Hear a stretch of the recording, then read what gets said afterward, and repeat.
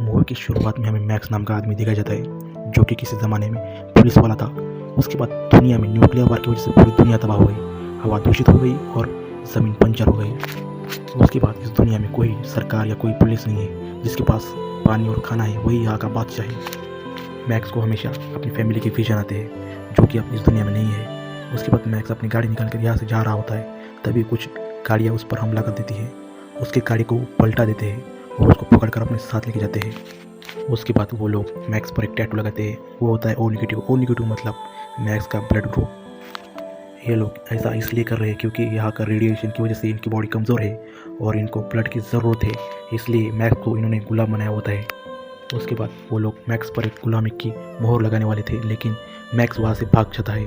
थोड़ी देर बाद वो लोग फिर से मैक्स को पकड़ लेते हैं और उस पर वही गुलामगिरी का मोहर लगा देते हैं। यहाँ के सब लोग इमोर्टन जो के लिए काम करते हैं। इमोर्टन जो यहाँ का सरदार होता है, वो हमेशा अपने मुंह पर तो पाइप लगाए हुए रखता है क्योंकि यह हवा से वो सांस नहीं ले सकता, इसलिए वो मुंह पर तो पाइप लगाता है। उसके बाद हमें बहुत ही कमज़ोर आदमी दिखाए जाते हैं जो कि इमोर्टन जो कि गुलाम होते हैं। वो इमोर्टन जो उनसे कहता है कि अगर तुम्हें ऊपर उठना है तो तुम मेरे ज़रिए यहाँ से ऊपर उठ सकते हो।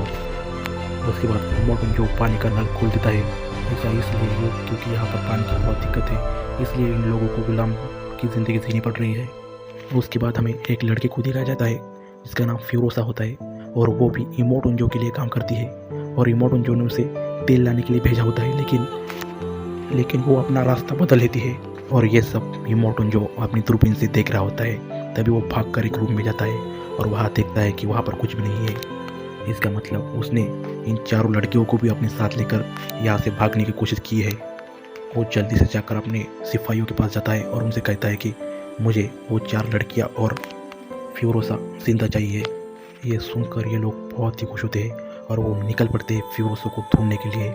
इमोर्टन जो के लिए काम करने वाले इन आदमियों को बोलते हैं वॉर बॉयज़, और वो लोग इमोर्टन जो के लिए अपनी जान भी दे सकते हैं। दरअसल ये वॉर बॉयज़ न्यूक्लियर रेडिएशन की वजह से बहुत ही कमज़ोर होते हैं, इसलिए उनको खून की ज़रूरत होती है, इसलिए उन्होंने मैक्स को पकड़ा था। उसके बाद हमें दिखाया जाता है एक बहुत ही कमज़ोर वॉर बॉयज़ को। उसने अपनी गाड़ी के आगे मैक्स को बांधा हुआ होता है और उसके अंदर बहुत ही जुनून होता है कि वॉर में लड़ने का, उसमें शहीद हो जाने का। ऐसा इसलिए क्योंकि यहाँ पर जो भी वॉर में शहीद होता है उसको बहुत ही इज्जत दी जाती है, इसलिए वो वॉर बॉयज़ अपनी जान भी देना चाहता है फ्यूरोसा को पकड़ने के लिए।